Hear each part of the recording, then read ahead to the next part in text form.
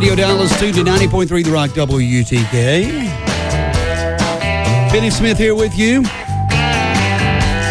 Live on the air, breaking in on this beautiful Wednesday afternoon in Knoxville. And you're also checking out UTTV, The Rock Unplugged.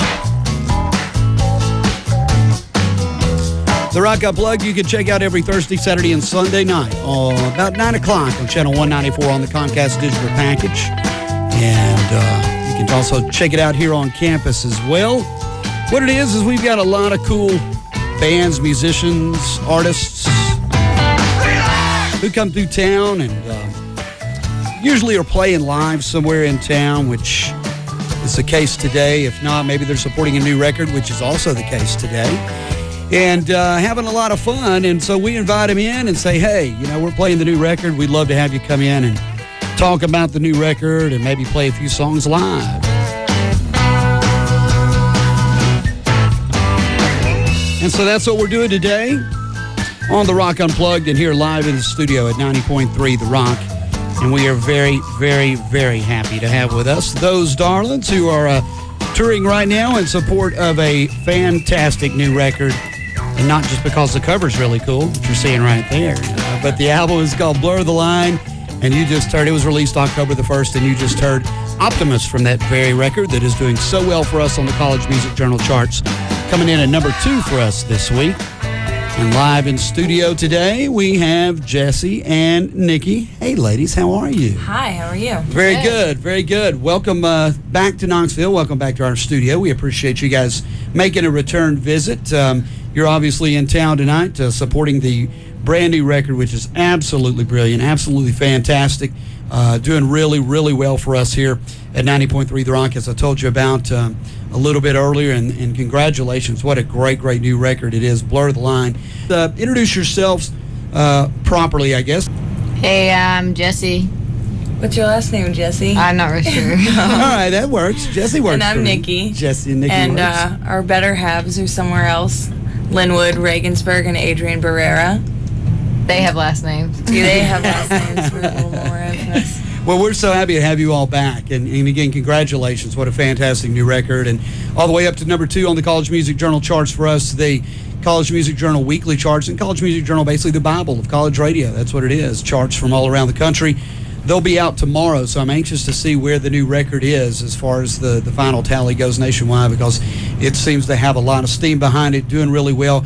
Congratulations on it. Good to have that third record under your belt, I guess. Yeah, that's great. A lot Thanks of work. for having us. Yeah, absolutely. Glad to do it. A lot of work put into it. Was released October the 1st. Recorded it a little bit earlier this year. Kind of started out as an EP, from what I understand, and then morphed into what is the full record now. What we'll do, we're going to talk a little bit about how you formed, but really get everybody up to speed about this new record and talk about it and how the sound of those Darlins has kind of evolved, I guess you could call it that. That's what I've talked about off air with you, but how you've got just an excellent rock and roll record now out there that you're pushing and playing and touring to support. Before we go any further, since you're in tune and ready to go, how about doing a song to warm us up, and then we'll come back and ask some questions. What you going to do? The song's called Too Slow. Right on. It's those Darlins on 90.3 The Rock and UGTV, The Rock Unplugged.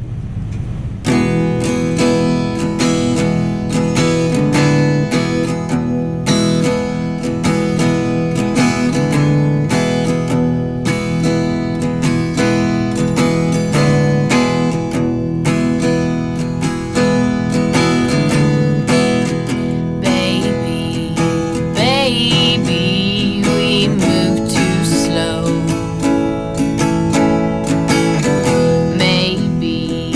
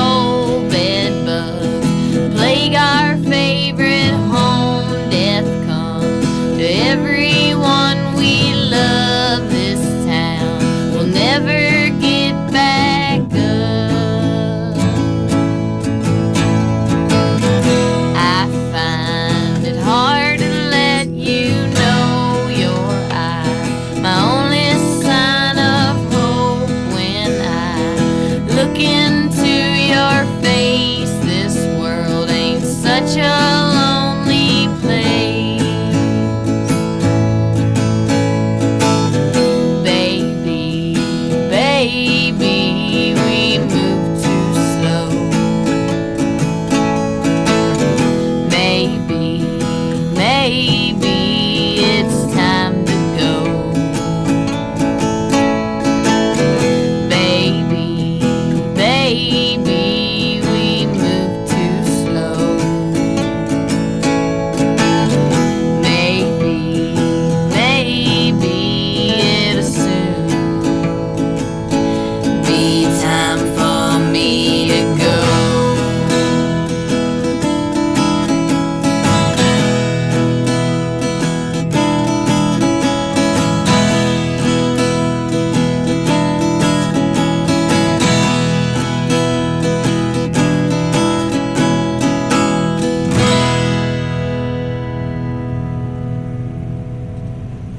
Great stuff live in studio, those Darlins. Too Slow, the name of that one. The next to last cut on the new record, I think, right?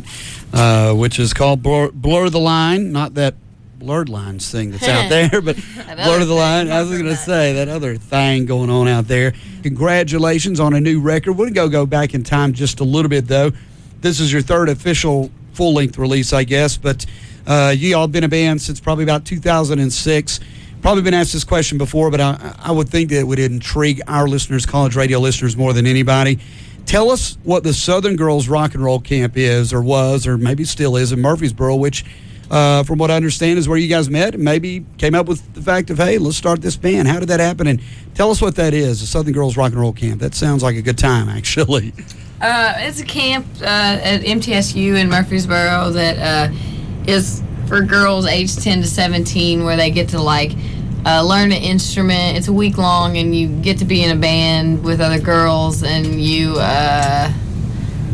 get to do workshops like screen printing, or recording, songwriting, stuff like that. Pretty much just like a one-stop shop for learning how to become a rock and roller. Kind of a DIY boot camp for rock and roll, basically, yeah, but just for girls. And so, was it girls from mainly the mid-state area? Did you come from all over the country? Or mostly from, mid-state, but there's, people that travel and stuff like that, too. So now, obviously, Kelly was in the band at the time. Did you all know each other before you met, or did they just kind of throw everybody down there and go, okay, you two and you're in a band? And we didn't get together through the camp. Yeah, it wasn't through the camp. I was the only one who actually attended the camp. I was like 12 whenever I went, and Wow. Kelly, she founded the camp, so she was like in charge of everything. And Nikki she was at the camp with a friend of hers a couple years later, whenever I was like 17, and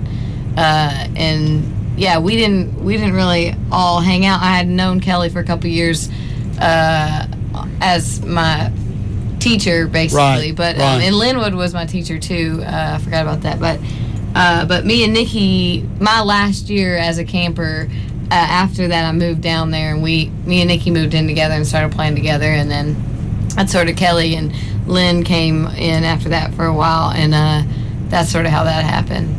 That's pretty cool. What a great idea for a camp. That's just a lot of fun. Cool. And when you're 12 years old, I mean, it's got to be awesome. Yeah, it was good. Now, you all started out, and the last time you came through here, you're definitely more, the term Americana has grown and grown and grown, but I think you were more leaning toward, I guess, more of a traditional, even Appalachian kind of old-timey sound, or more of that time of Americana folksy type sound. I know there's been comparisons to even Carter Family or whatever. Was that what you all were listening to at the time? Was that just hey, this would be cool to kind of get together and do? I mean, you evolved more into a rock and roll band, I would think. Not that you weren't rock and rolling back then, but it seems like maybe were that your influences at the time that started you out as as being more of that traditional Southern Appalachian sound back then?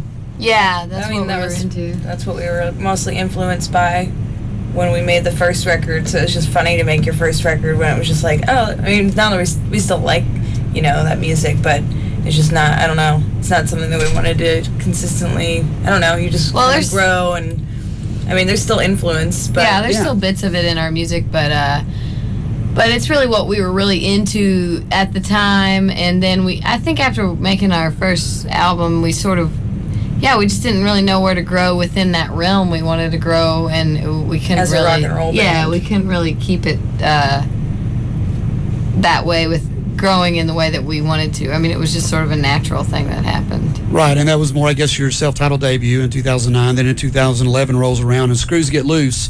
You guys got loose too. That was kind of an appropriate title because, like you said, you moved away a little bit more from that genre, more of what I would call more of your indie rock sound, I think. Yeah. More of what was perfect for us. I mean, not that the first record wasn't, which is one of the great glories of college radio is, you can play about anything and get away with it as long as it's credible and, and got that indie spirit to it, which you did with the first record. But the second record, more of a rock and roll record, I think, and the band was evolving at the time. Yeah, I mean, pretty much. Yeah, definitely. And you guys have called Nashville home the entire time, right? Yeah, I mean, Murfreesboro, Nashville. Right. Murfreesboro, it's amazing what the RIM program at MTSU has done. I mean, that town, is just amazing. And when I was going to school here, there were bands out of that area by the name of Hank Flamingo and 1159 and, a few other bands that were, maybe a handful of bands. Now you've got Glossary, who I just love and love those guys. And just a cool, there's a great scene down there in Murfreesboro, isn't there? It's just amazing. That RIM program at MTSU seems to kind of be the drive behind all that, it seems, as well. And then you've got Nashville right there next door, which makes things kind of easy as well. Are you all living in the Murfreesboro area now, or are you kind of... we live in Nashville. We've all been living in Nashville for a little bit now. Great. Are you in the East Nashville area? Yeah. Yep. Yeah, what a great scene again. That's in fact, I guess it was, 2008, but Dan Arbach asked you all to open for you on his solo tour. Yeah. Speaking of Nashville residents now, I guess, and pretty amazing. I guess that got you all out in front of some folks, and things seemed to take off after that pretty much for you? Definitely, yeah, that was a big tour for us. What you've seen, you've been there now since 2006 in the mid-2000s. Nashville is obviously it's Music City, but it's kind of the boots and cowboy hats thing in the past. But now you've got you guys and Jeff the Brotherhood and just, on and on and on. What about that whole scene, that indie rock scene? It's pretty amazing down there, especially the East Nashville area. It's definitely growing right now. A lot of blowing up. Yeah. Everybody's moving to Nashville now. Yeah, it seems to be. And it seems like Nashville's finally got room for it. That's the thing. It's like in the past when I was in school here, and I played Jason and the Scorchers there earlier, which, in Nashville you either loved them or hated them. And now, though, it just seems like it's a big scene that's growing and growing. And then you've got the folks like Jack White and Arbach and those folks moving down there and doing a lot more, too. So it's really good to really